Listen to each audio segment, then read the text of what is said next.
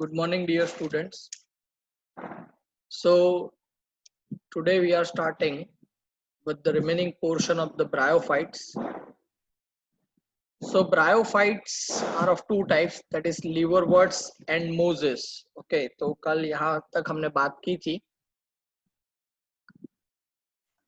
What are liverworts actually?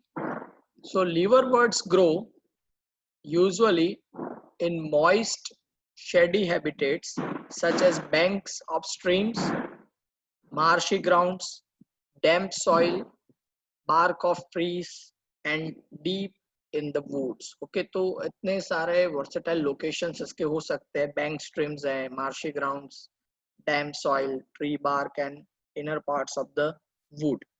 Okay, और इनके जो प्लांट बॉडीज हैं, the plant bodies are thalloids, मतलब थैलस के जैसे ही यहाँ पे डेवलपमेंट हो रहा है और आगे जो मैच्योर पूरा प्लांट जैसा होता है वैसा नहीं बनता है. Okay, flat thalloid is there. Okay, for example Marchantia. So you can see in this diagram, यहाँ पे जो आपको दिख रहे हैं ये ब्रायोफाइट्स हैं. ओके, बहुत छोटे से स्ट्रक्चर रहते हैं, right. On the you can सी ये वाटर स्ट्रीम यहाँ से जा रहा है, वहां पे ये ब्रायोफाइट का development. And you can see over here the large photograph of the same marchantia. Okay, thallus is dorsiventral. Okay, dorsal और वेंट्रल सरफेस दोनों, अपर लोअर सरफेस दोनों आप डिस्टिंग कर सकते हैं, ऐसा उसका थैलस रहता है. Closely appressed to the substrate. Substrate का मतलब मैंने कल ही आपको बताया था, that is the surface area. Closely appressed, okay, मतलब बहुत थीन लेयर बन के ये सॉइल या जहाँ पे भी ये है वहां पे वो अटैच रहता है as a flat surface. The leafy members have tiny leaf-like appendages in two rows on the stem-like structures. Okay, तो पूरा फ्लैट सरफेस बन रहा है, डोर्जी वेंट्रल है, मतलब लीफ के जैसा इसका पूरा स्ट्रक्चर बन रहा है. ओके, तो उसके जो अपेंडेजेस है which is having a leaf like structure. Okay, और दो पार्ट में आप इसको देख सकते हैं. यू कैन सी यहाँ पे दिस एंड दिस. ओके, ये उसका मेन स्टेम का एक्सिस है, ऐसे यहाँ पे ये स्ट्रक्चर बन रहा है. रिप्रोडक्शन कैसे होता है यहाँ पे लीवरवर्ट्स में, तो सबसे पहले हम बात करते हैं एसेक्सुअल रिप्रोडक्शन. तो एसेक्सुअल रिप्रोडक्शन यहाँ पे होता है by fragmentation of the thallus. Okay, और by the formation of the gemmae. Okay, जिसको हम गैमा भी कहते हैं इन सिंगुलर. ओके, तो ये स्पेशलिटी है इसकी. तो फ्रेगमेंटेशन के थ्रू भी, थैलस का जब फ्रेगमेंटेशन होता है उसके थ्रू भी हो सकता है एसेक्सुअल रिप्रोडक्शन. और दूसरा, इनके पास इनके बॉडी के ऊपर, इसके थैलस के ऊपर एक पर्टिकुलर स्ट्रक्चर है. You can see this cup like structures. Okay, तो गैमी जो है, they are green multicellular asexual buds that develop in small receptacles called gamma cups on the thalli. तो थैलस के ऊपर ये गैमा कप डेवलप हो रहे हैं, और ये गैमा कप के अंदर ये जो है, these are the multicellular gamma inside the gamma cup. और ये मल्टी सेलुलर एसेक्सुअल बर्ड्स हैं, मतलब जैसे बर्डिंग होता है ऐसे ही यहाँ पे नया प्लांट बर्ड आउट हो सकता है. ओके, ये स्पेशलिटी है लीवर बर्ड्स की. ये गैमा कप वाला जो स्ट्रक्चर है that you can observe only in the liver birds.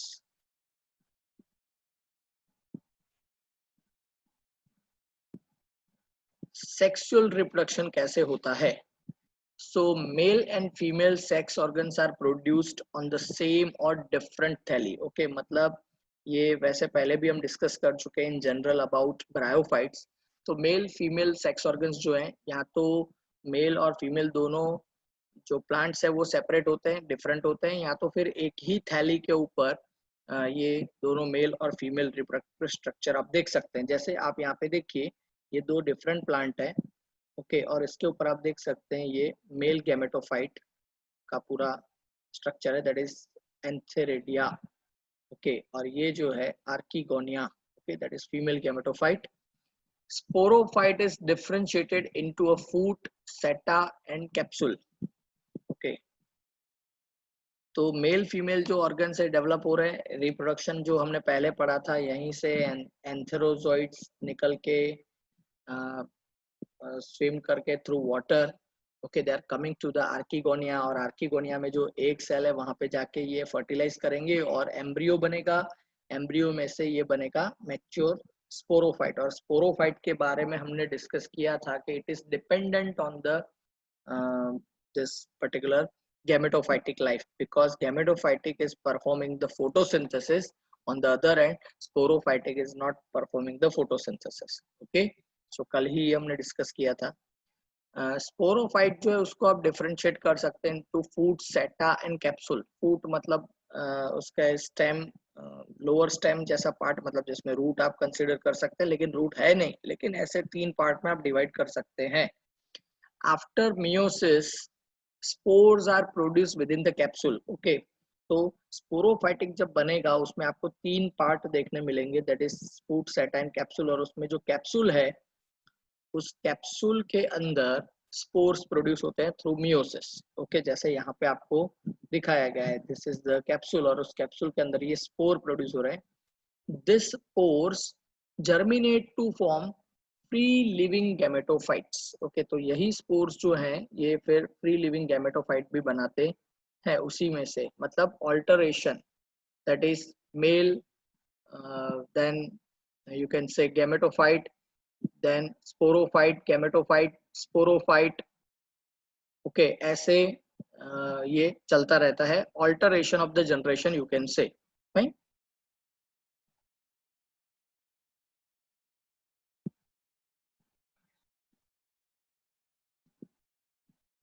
Second part is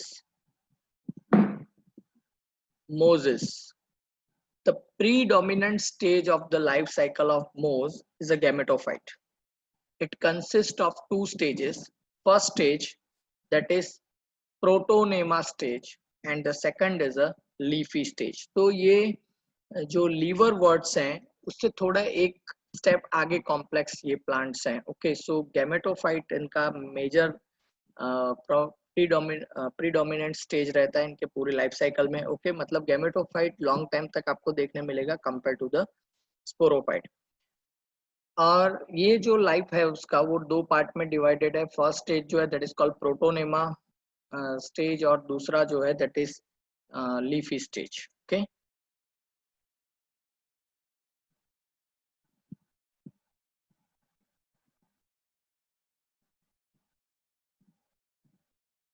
okay, so protonema जो स्टेज है, it develops directly from a spore. It is creeping, green, branched and frequently filamentous stage. So protonema stage जो है इसका, particularly Moses का, okay, ये you can say single spore से germinate होता है, क्रिपिंग है। ओके, क्राउल एंड क्रेप कर रहा है, स्प्रेड हो सकता है इसकी वजह से because it is creeping. Green है, ब्रांच्ड है, ओके, इसलिए स्प्रेड अच्छे से करेगा, और फिलामेंटस भी है। तो अभी तक जो हमने लीवर वर्ड पढ़े ब्रायोफाइट में उसमें ऐसा नहीं था। फिर ये मैच्योर होते हैं into the second stage, that is called leafy stage. It develops from the secondary protonema as a lateral bud. They consist of upright, slender axis bearing spirally arranged leaves. They are attached to soil through multicellular and branched rhizoids. This stage bears the sex organs. Okay,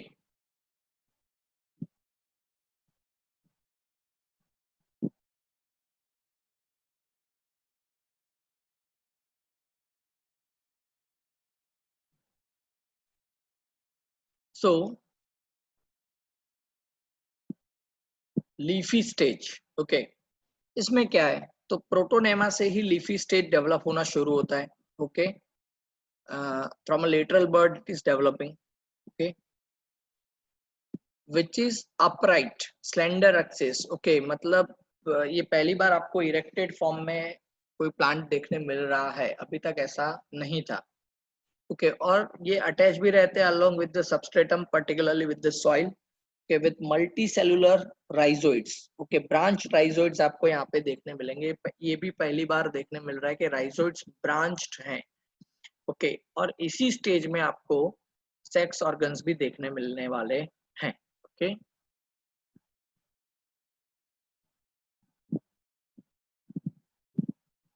Moses में जो reproduction हो रहा है vegetative form में, it is by fragmentation and budding in the secondary protonema. Okay, fragmentation and budding in the secondary protonema. अब आप देखिए यहाँ पे ये पूरा स्ट्रक्चर, ये स्पोरोफाइट है। मैंने पहले बोला कि स्पोरोफाइट जो है that is arranged on the gametophyte which is a green. तो ये स्पोरोफाइट स्पाइरली अरेंज लीव्स के साथ, और उसके बॉडी पे आप देख सकते हैं ये मेल रिप्रोडक्टिव स्ट्रक्चर, ये एंथेरेडियम है और उसके अंदर ये स्पर्म्स प्रोड्यूस हो रहे हैं। और ये वाला जो स्ट्रक्चर है दैट इज आर्किगोनियम, जिसके अंदर ये एग है। ओके, तो फर्टिलाइजेशन के बाद प्राइमरी ये जो है डेवलप होने वाला स्पोरोफाइट में, उसके पहले क्या था तो protonema, primary protonema, then secondary protonema, और उसमें से फिर स्पोरोफाइट डेवलप होता है। Fine, so this is the way. आप इसमें देख सकते हैं फूड सेटा एंड कैप्सूल, ये जो है that is the food. Okay, मैंने बोला ना रूट के जैसे अरेंज होके रहता है। फिर ये पूरा सेटा है, और ये जो है दैट इज द कैप्सूल, और उसमें से ये स्पोर्स बाहर निकलते हैं from the capsule. Okay,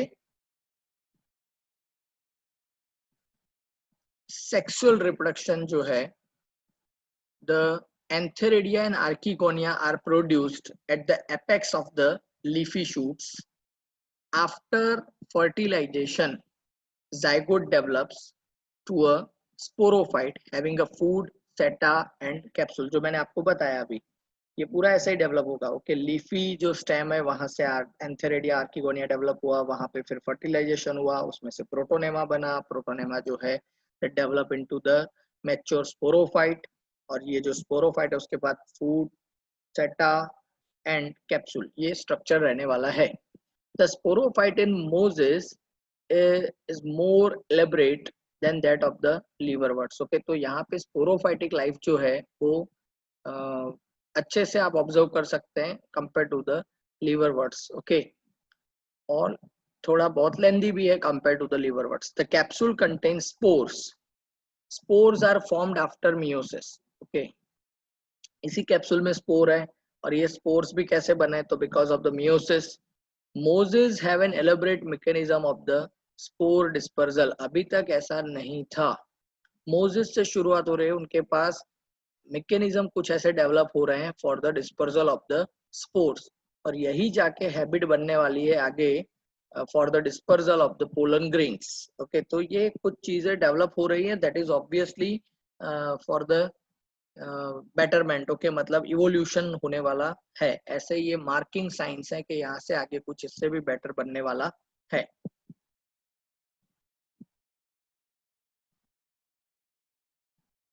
examples for Moses, तो ये आप देख सकते हैं फ्यूनारिया। फ्यूनारिया में आप देखिए ये उसका ओरिजिनल फोटोग्राफ है। ओके, ये गैमेटोफाइटिक लाइफ है, और इसके ऊपर आप देखिए स्पोरोफाइटिक लाइफ है। गैमेटोफाइटिक लाइफ में ये लीफी स्टेज में चला गया, ये आप देख सकते हैं लीव्स हैं, ये उसका मेन एक्सिस, ये राइजोइड्स डेवलप हो रहे हैं ब्रांच वाले, और इसके अंदर यहीं से स्पोरोफाइटिक लाइफ डेवलप हो रही है। यहाँ पे फूट इसके अंदर होगा, लीव्स के बीच में यहाँ पे फूट आपको देखने मिल सकता है जब आप इस लीव्स को सेपरेट करेंगे। ये पूरा सेटा है, स्टेम लाइक स्ट्रक्चर, और ये उसके ऊपर ये है कैप्सूल। ओके, और इसी कैप्सूल के अंदर स्पोर्स होते हैं। तो ये आप कैप्सूल तो क्लियरली यहाँ पे देख सकते हैं, सेटा और कैप्सूल आपको क्लियरली दिख रहे हैं। ये लीफी स्टेज वाला गैमेटोफाइटिक लाइफ आपको यहाँ पे क्लियर दिख रहा है। फिर ऐसा ही होता है स्फेगनम में भी, आप देख सकते हैं। ओके, पूरा ऐसा ही स्ट्रक्चर है। ये एंथेरेडियल ब्रांच है जिसमें सिर्फ और सिर्फ मेल गैमेटोफाइट देखने मिलेगा। ये आर्किगोनियल है जिसमें सिर्फ फीमेल गैमेटोफाइट देखने मिलेगा। Then Polytrichum is also there. Okay, ये भी आप देख सकते हैं लीफी स्टेज के ऊपर ये जो ब्राउन स्टेम जैसे स्ट्रक्चर दिख रहे हैं वो एक्चुअली सेटा है, और उसके ऊपर ये कैप्सूल है। जो ये दिख रहे हैं cup shape structures, these are the capsule, और बाकी का जो है that is the secondary protonema, that is the leafy stage. Okay, so ऐसे यहाँ पे ब्रायोफाइट्स में, मोजेस में अरेंजमेंट रहता है। Okay,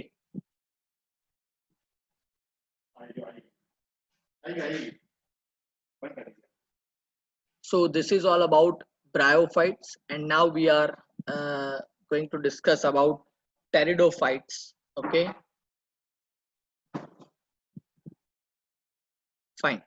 So pteridophytes means the plants having three distinct structures. Bryophytes having two distinct structures. Okay, so pteridophytes include horsetails and ferns. Okay, horsetails ये आप देख सकते हैं horsetail का plant, और ये fern, ये ferns तो generally देखे ही होते हैं हमने. Okay, as an ornamental plant. So they are found in the cool, damp, shady places. Okay, तो जैसे ब्रायोफाइट ऐसे places पे होते हैं वैसे टेरिडोफाइट भी ऐसे ही places पे हो रहे हैं. Some flourish well in sandy soil conditions. Okay, sandy soil conditions में इनकी growth better होती है.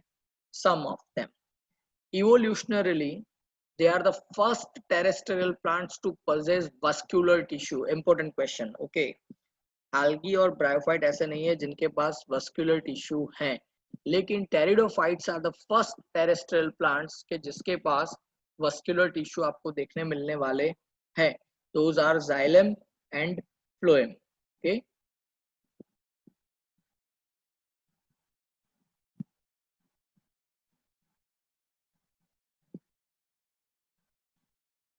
Okay. In bryophytes the dominant phase is the gametophyte. ये अभी हमने जब डिस्कस किया था, लेकिन इन टेरिडोफाइट्स इससे उल्टा हो जाता है.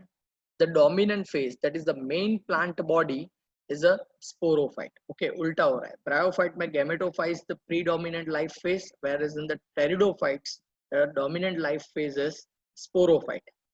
It is differentiated into true root, stem and leaves. पहली बार आपको यहाँ पे तीनों ओरिजिनल स्ट्रक्चर्स देखने मिल सकते हैं, true root, stem and leaves. These organs have well differentiated vascular tissues. पहली बार vascular tissue आपको well differentiated देखने मिल रहा है. The leaves in the pteridophyta are small, that is microphyles, as in Selaginella, ये plant का नाम है, or it may be large, called macrophyles, as in ferns. Okay, तो small leaves अगर है तो उसको आप बोलेंगे microphyles, और अगर लार्ज लीव्स हैं तो आप उसको बोलेंगे मैक्रोफाइल्स. ओके, तो ये आप देख सकते हैं सेलाजिनेला, जिसमें छोटे छोटे लीव्स आपको देखने मिल सकते हैं यहाँ पे. ओके, और ये आप देख सकते हैं these are the fern, leaves of the ferns. Okay, these are called macrophylls. What is the economical importance of the pteridophytes? Fine. So they are used for medicinal purpose. Many of the pteridophytes are used as a traditional medicine. Okay, means you can say with the concept of Ayurveda. They are used as soil binders. Okay, तो soil binders के हिसाब से भी इनकी बहुत बड़ी एक property है, because soil जो है erosion होता रहता है constantly. Okay, तो वो erosion होने से उसको बचा के रखता है. So the nutritional quality of the soil will be retained. They are grown as ornamentals. Okay, so you can see medicinal value वाले कुछ fern आपको यहाँ पे दिखाए हैं, that is rattlesnake fern, then ostrich fern, then bracken fern. Okay, और ये ornamental ferns आपको यहाँ पे कुछ दिखाए, that is asparagus fern, then Dryopteris erythrosa and Actinopteris. Okay, ये कुछ ferns के नाम है. Now, what is the mode of reproduction in pteridophyte?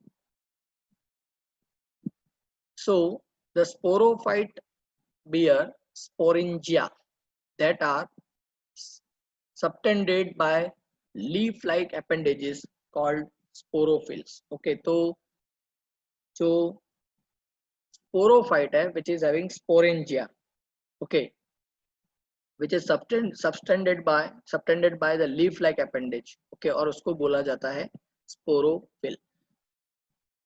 तो ये आप देख सकते हैं स्पोरेंजिया, आप देखिए यहाँ पे, तो ये स्पोरोफिल है, और उसके ऊपर आप ये स्पोर लाइक स्ट्रक्चर्स जो स्पोरोफाइट आपको दिख रहा है यहाँ पे. ओके, स्पोरेंजिया दिख रहा है. ओके, ये पूरा का पूरा प्लांट जो है that is sporophyte.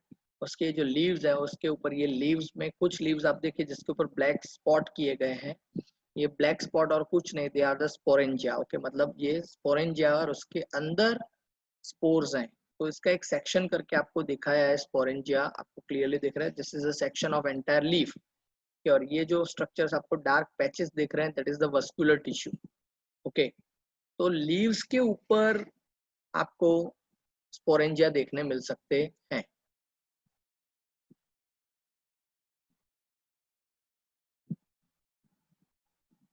Fine. So in some cases, sporophylls form distinct compact structures called strobili or cones. For example, Selaginella and Equisetum. कुछ ऐसे भी प्लांट्स हैं कि जिसमें स्पोरोफिल्स जो हैं, ओके, वो कुछ और तरह के स्ट्रक्चर बना रहे हैं जिनको बोला जाता है स्ट्रॉबेली या तो कॉन। ओके, जैसे आप देख सकते हैं यहाँ पे सेलाजिनेला। ओके, ये ऊपर जो आप देखिए, वैसे अगर आप क्लियरली इसको देखेंगे तो ये सारे लीव्स हैं और ऊपर जैसे जैसे जा रहे हैं ब्रांच के ऊपर ये लीव्स एक दूसरे में मर्ज हो रहे हैं और उसी में से पूरा ये स्ट्रॉबेली या तो कॉर्न जैसा शेप बन रहा है। तो अल्टीमेटली ये स्ट्रॉबेली या कॉर्न और कुछ नहीं है, that is the collection and compaction of the spore bearing leaves. Okay, ऐसा स्ट्रक्चर बन रहा है। और ऐसा क्या, ऐसा आप देख सकते हैं इक्विसेटम में भी हो रहा है। ओके, इक्विसेटम में यहाँ पे आप देखिए स्ट्रॉबिलस आपको दिख रहा है एक, ओके, टॉप पोजीशन पे।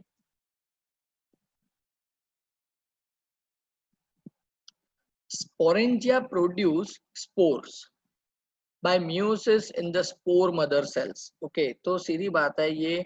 अब देखिए, जैसा एंजियोस्पर्म में होने वाला है उसी तरह के कुछ यहाँ पे भी आपको देखने मिलेंगे कैरेक्टर्स। ओके, तो स्पोरेंजिया में स्पोर्स प्रोड्यूस होते हैं। ओके, और स्पोर प्रोडक्शन की जो प्रोसेस है, डिवीजन होता है, that is the meiosis. Okay, meiotic division in the spore mother cell. Okay, spore mother cell जो है वो मियोसिस करता है और उसमें से 4 स्पोर बनने वाले होते हैं।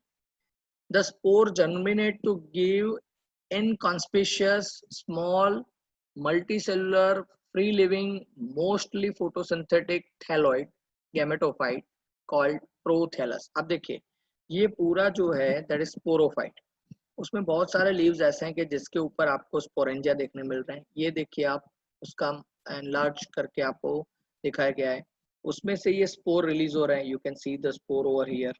और ये स्पोर फेवरेबल कंडीशन जब इसको मिलेगी, it is going to germinate. और जर्मिनेट करेगा तो गैमेटोफाइट बनेगा, क्योंकि प्लांट में अल्टरेशन ऑफ द जनरेशन है, स्पोरोफाइट गैमेटोफाइट और उसके बाद वापस स्पोरोफाइट वापस गैमेटोफाइट ऐसे। तो ये गैमेटोफाइट जो बनता है वो कैसा होता है, what is the structure of the gametophyte?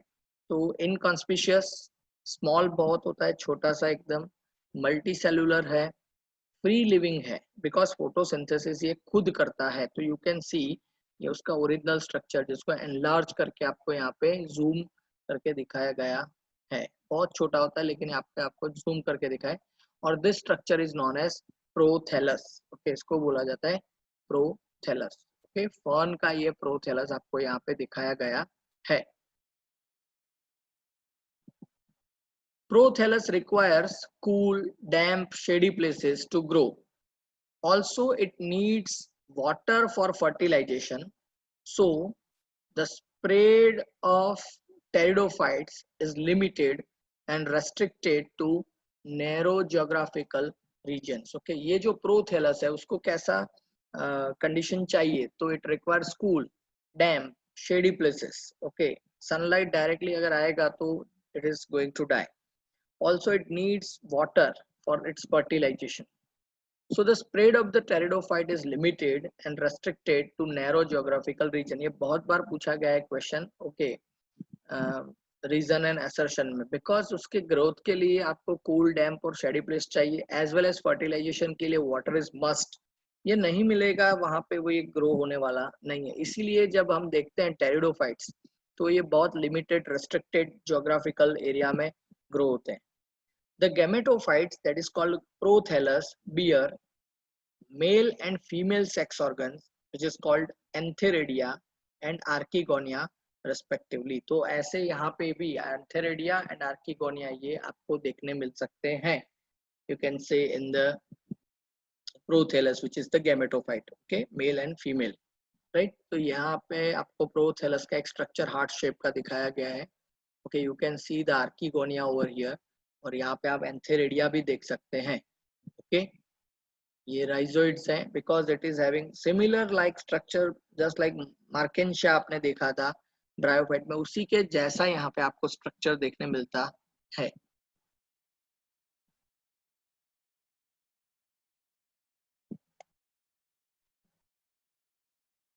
Fine. Water is needed for the transfer of the antherozoids, that is male gamete from antheridia to the mouth of the archegonium. Okay, water is compulsory.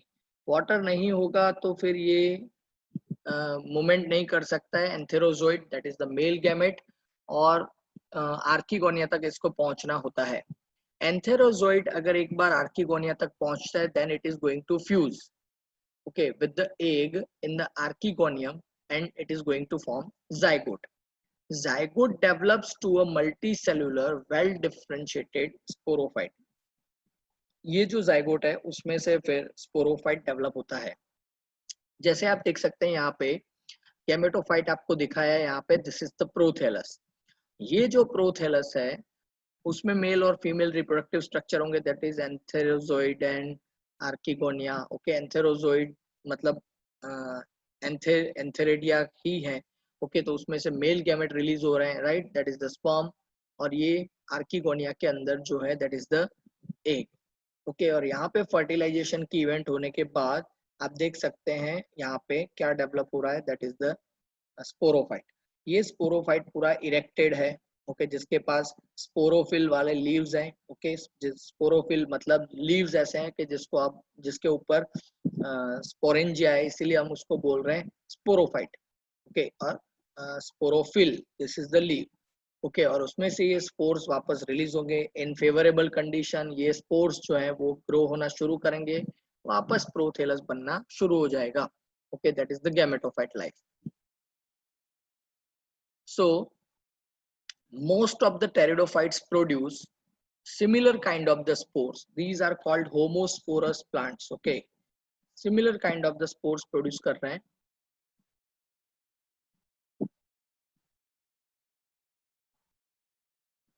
Fine. And दोनों spores एक जैसे male female ऐसा कोई distinction नहीं हो रहा है, that's why it is called homosporous plant. And some other produce two kinds of the spores. These are called macro, that is megaspores, and दूसरे हैं micro, that is microspores. और ऐसे स्पोर्स को बोला जाता है हेट्रो, ऐसे प्लांट्स को बोला जाता है heterosporous. For example Selaginella and Salvinia. Okay, so heterosporous condition create हो रही है, जैसे सेलाजिनेला में ऐसा होता है और सेल्विनिया में भी आपको ऐसा देखने मिलता है। You can see over here Selaginella as well as Salvinia. Okay, तो ये आप देखिए दोनों में ये माइक्रोस्पोर। ओके, और यहाँ पे जो है that is the condition of the megaspore in the Selaginella. Okay, तो साइज आप डिस्टिंक्ट कर सकते हैं। आप देखिए ये मेगास्पोर का स्ट्रक्चर है, ये माइक्रोस्पोर का स्ट्रक्चर है। Okay, the megaspores and microspores germinate and give rise to female and male gametophytes respectively। मतलब मेगास्पोर में से फीमेल गैमेटोफाइट बनेगा और माइक्रोस्पोर में से मेल गैमेटोफाइट बनने वाला है। और यही टर्म्स आगे चलती जाएगी। मेगास्पोर मतलब egg cell of the flowering plant, और माइक्रोस्पोर का मतलब हो जाता है वहां पे पोलन ग्रेन। ओके, तो इसीलिए मैं बोल रहा हूँ कि इसको आप इवोल्यूशनरी वे में कंसिडर करिए। The female gametophytes are retained on the parent sporophytes for variable periods. Okay, so ये female gametophyte जो डेवलप होने वाले हैं, ये पेरेंटल उनका जो स्पोरोफाइट है वहां पे थोड़े दिनों से लेके थोड़े आवर्स से लेके कुछ दिनों तक वहां पे उसके साथ जुड़े रहते हैं। Within female gametophytes, zygotes develop into young embryos, क्योंकि फर्टिलाइजेशन इंटरनल हो रहा है। मेल गैमेट जो है दैट इज द एंथेरोजोइड, वो आके आर्किगोनिया के अंदर रिलीज हो रहा है और वहां पे ही फर्टिलाइजेशन हो रहा है। जाइगोट भी वहां पे होने वाला है डेवलप, और उसमें से एम्ब्रियो भी वहीं पे डेवलप होने वाला है। This event is the precursor to the seed habit. अभी तक सीड जैसा कोई स्ट्रक्चर नहीं बना था, पहली बार ऐसा स्ट्रक्चर डेवलप हो रहा है, which is almost near to the seed. Okay, तो इन फ्यूचर ऐसे प्लांट्स देखेंगे आप कि जिसमें ये सीड में डेवलप होने वाला है। So it is considered as an important step in evolution. Okay, आप देखिए यहाँ पे लाइकोपोडियम कौन दिखाया है, लाइकोपोडियम का एक कौन दिखाया है which is homosporous, male female दोनों स्पोर्स एक ही साइज के बन रहे हैं। और यहाँ पे सेलाजिनेला का कौन दिखा है जिसमें हेट्रोस्पोरस कंडीशन है, जिसमें मेल फीमेल दोनों अलग अलग शेप साइज के प्रोड्यूस होने वाले हैं। ओके, ये पूरा एक लाइफ साइकिल आपको दिखाया है of this reproduction life cycle. Okay, यहाँ से आप देखिए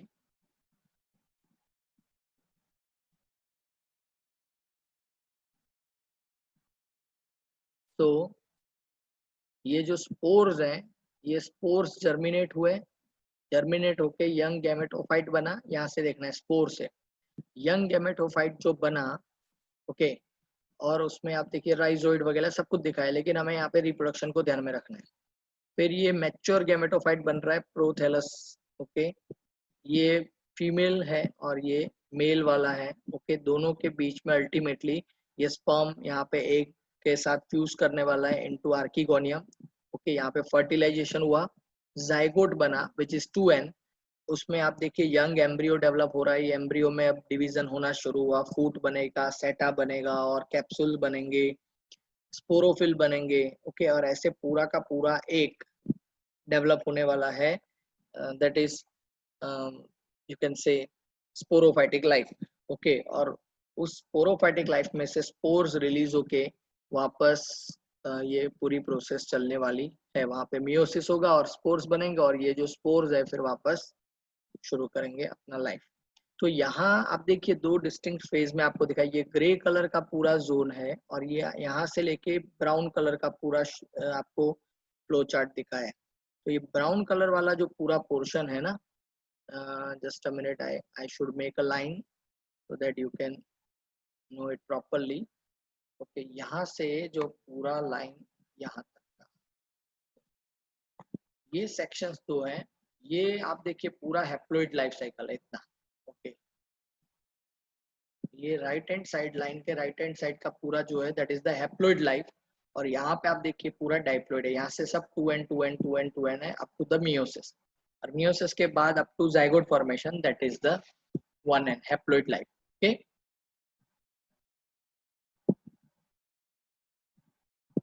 fine. Now classes of the pteridophytes. तो टेरिडोफाइट के कुल मिला के 4 क्लास हैं। एक तो है सिलोप्सिडा, ये पी साइलेंट है, सिलोप्सिडा। उसमें सिलोटम करके एक प्लांट है। देन लाइकोप्सिडा जिसमें सेलाजिनेला और लाइकोपोडियम। ओके, ये आप क्लियरली आप देख सकते हैं कैप्सूल। ओके, ये 2 प्लांट्स हैं, और भी हैं लेकिन यहाँ पे आपके लिए एग्जांपल्स यहाँ पे दिए गए। देन इट इज फेनोप्सिडा, यहाँ पे एस साइलेंट है। इसमें एग्जांपल है एक्विसेटम, यहाँ पे नाम लिखा हुआ है equisetum. You can see the beautiful plants. Then pteropsida, यहाँ पे अगेन पी साइलेंट है। ओके, उसमें dryopteris, then adiantum, okay, and then pteris. Okay, ये 3 प्लांट टेरोप्सिडा के प्लांट्स हैं। Okay, so these are the classes of the pteridophytes. Fine. So this is all about pteridophytes. Okay, dear students, so for a day, this is all over. Okay, tomorrow we are going to learn about next division, that is gymnosperms. Okay, till then, have a nice day.